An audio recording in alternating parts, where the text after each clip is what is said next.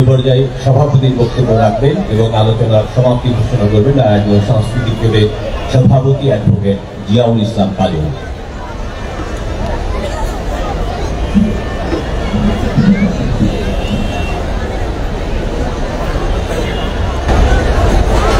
শহীদ মিনারের বেদিতে উপস্থিত নারায়ণগঞ্জের বিভিন্ন আন্দোলন সংগ্রামের অগ্রভাগে যিনি থাকেন সেই শিল্পী সংগ্রামী রফিউল রাব্বি, উপস্থিত আছেন নারায়ণগঞ্জ সাংস্কৃতিক জোটের সম্মানিত উপদেষ্টা ভবানী শঙ্কর রায় এবং সাধারণ সম্পাদক হিমান শাহ জুয়েল, এবং যারা আমাদের এই অনুষ্ঠান দেখছেন এবং বক্তব্য শুনছেন সবাইকে এই মহান বিজয় দিবসের রক্তিম শুভেচ্ছা জানাচ্ছি।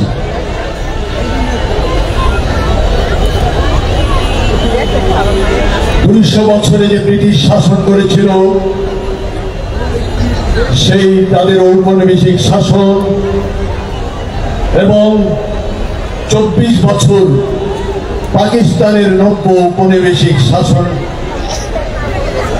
সমাপ্তি করেছিল একটি স্বতন্ত্র বাঙালি জাতি, যারা সার্বভৌম সত্তায় আত্মপ্রকাশ করেছিল। আজ থেকে 53 বছর আগে একটি 9 মাসের সশস্ত্র সংগ্রামের মধ্য দিয়ে জীবন বাজি রেখে আজকে এই বিজয় এনেছিল। এই যে আমরা আজকে কথা বলছি, একটি পতাকার নিচে দাঁড়িয়ে থাকি মাথা উঁচু করে, আমাদের প্রাণের সঙ্গীত গাইলাম, আমার সোনার বাংলা আমি তোমায় ভালোবাসি। আমরা কি ভুলে যাব সেই দিনটার কথা? কত মানুষের রক্ত দিতে হয়েছিল এই একটি জাতির জন্য, এই বাংলাদেশের জন্য। কত ত্যাগ, কত অশ্রু, কত কষ্ট। এই বাঙালির সেই দিনের কথা ভাবলে আমাদের মন শিউরে ওঠে, অন্তর শিউরে ওঠে। আমরা কি ভুলে যাব সেই বীরত্বের কথা?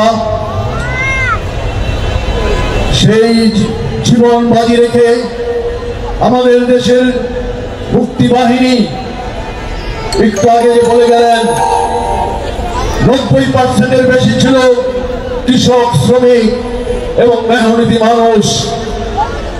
এই সশস্ত্র সংগ্রামের মধ্য দিয়ে যারা আমাদের এই দেশকে এনে দিয়েছিল, সেই সমস্ত বীর মুক্তিযোদ্ধাদের আমরা স্যালুট জানাই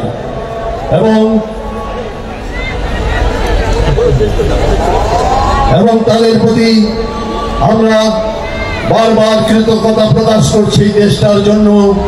আমরা আজকে যারা উপস্থিত হয়েছেন সবাইকে আবারও সংগ্রামী শুভেচ্ছা জানিয়ে আমাদের এই আলোচনা অনুষ্ঠান এখানেই শেষ করছি।